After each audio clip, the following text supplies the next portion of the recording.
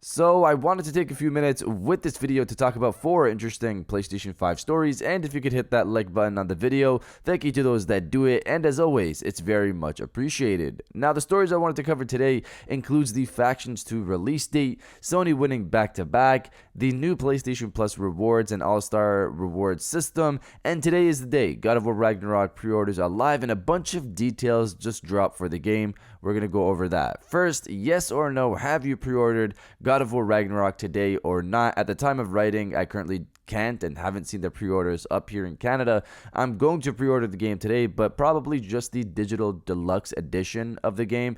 I really want the steel case in the collectors and Jotnar editions of the game, and if Sony sold that separately, I would have bought that in a heartbeat, easy right now. But that's just my situation. What about you guys? So comment below yes or no if you've pre-ordered God of War Ragnarok today or not. Let me know down in the comments below. Now diving into the first story of the video, the Sony PS Plus rewards system. So this was pretty cool to see Sony get back into the rewards approach. For people who don't know, PlayStation had a reward system launch way back in 2010 in beta form, but I don't believe it ever made it out of the beta launch since it was delayed back in 2011. The biggest reward people want when it comes to a reward system like this is PlayStation Network funds, and that reward system back in 2010 didn't have it, but this new one that was recently announced does. Sony announced that they will be launching a new rewards program called PlayStation Stars Program.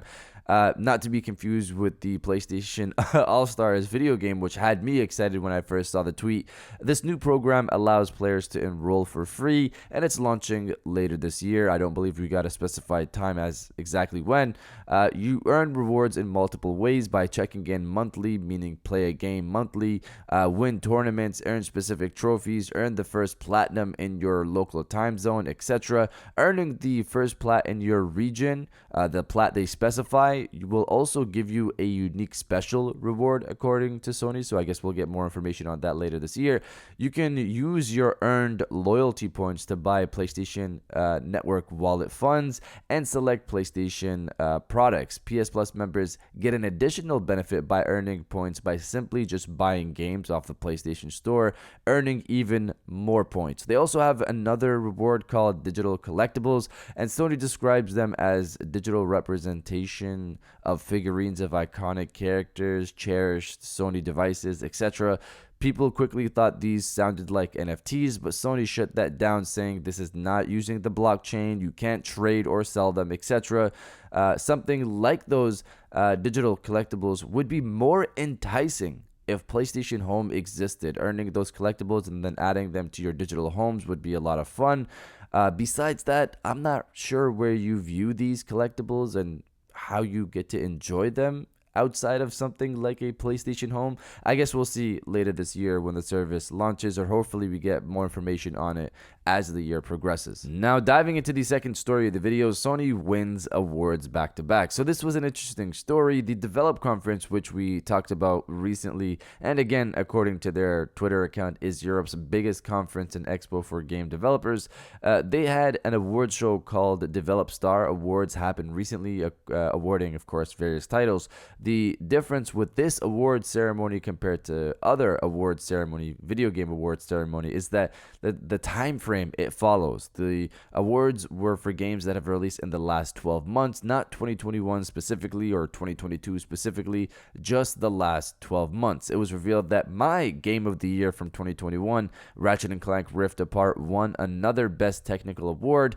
Last year they were pulling multiple graphical and technical awards for the game, and this is another one to add to the list. The one award that caught headlines more so was that Horizon Forbidden West won Game of the Year. This confused people, of course, since 2022 wasn't over yet, but again, they cover the last 12 months, so this is their year end. Horizon 2 is my current Game of the Year for 2022 until possibly God of War Ragnarok releases, but the team definitely deserves the win over at Guerrilla Games. I'll say though, I was confused why Elden Ring wasn't up for nominations at all in any of the list of awards here that I've seen.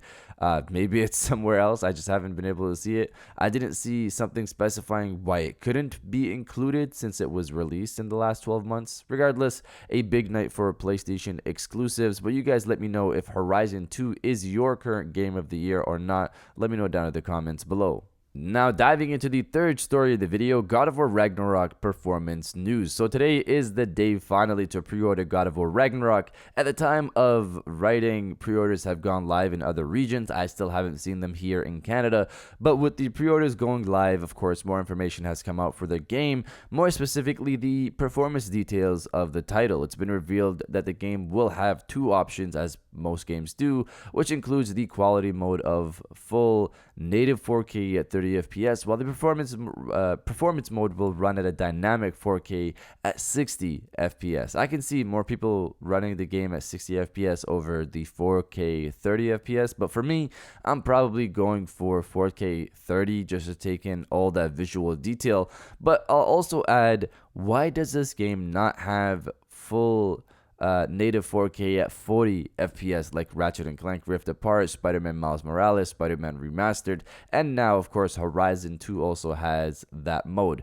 The game still does not come out for months, so I would really hope I could play the game day one at native 4K at 40 FPS and not have to wait a while after the game launches to get an update, and by that time I'm already finished the game. There's still time for this to happen, and I want you guys to make noise on that if you want it as well, just like me. Besides that, the game will also of course have 3D audio support and both haptics and adaptive trigger support, which is expected as well. I'll say though, I can't wait to feel everything in the game with that DualSense controller matched with of course my Razer Kyra Pro headsets and those haptics over there. So haptics in the headset, haptics in the controller, checking out the new God of War Ragnarok title. This should be an amazing experience and I can't wait for it. And now diving into the final story of the video, Factions 2. So as you guys know, Factions is one of my favorite, if not my favorite multiplayer of all time, and I've talked about Factions 2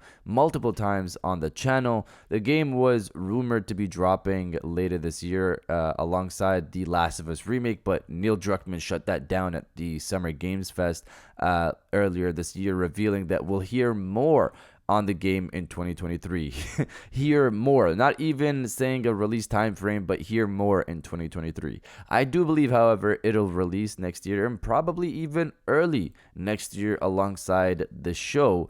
The Hollywood Reporter recently sat down with Casey Bloys, Chief Content Officer for HBO Max, and when he was asked when The Last of Us show would arrive, he replied with, "It's closer to early 2023. We know Sony is going to want to capitalize off the show, and they already have The Last of Us remake, but they could also push people to get into the online narrative of The Last of Us Online, since of course it's a cinematic experience. People will be hungry for more Last of Us, and it will be prime time to get people into the online universe right out of the gate instead of letting that simmer down and then launching the game later on. Of course, we'll have to wait and see if the show actually launches in early 2023. It seems like they're targeting early 2023, but you guys let me know if you're excited for The Last of Us show or not. Let me know down in the comments below. And if you guys did enjoy this video, please hit that like button, as it always helps, and subscribe if you're new. I got new videos every Monday, Wednesday, and Friday, and now I'll check you guys out on the next one. And welcome back to the after show. This is the part of the video where we have a little fun down in the comments below. If you're old, welcome back. If you're new, welcome. For today's thing, what I want you guys to do is to body, obliterate, destroy, and overall harass the comment section with another gaming weekend ahead. It's another weekend, another time to get into some games, finish some games. I know I'm going to be doing that myself, and I'm pretty sure a lot of you are as well. So destroy the comment section with another gaming weekend ahead, and I'll definitely heart those comments like I always do, because I appreciate everybody who stays to the end of my videos. And now I'll check you guys out on the next one.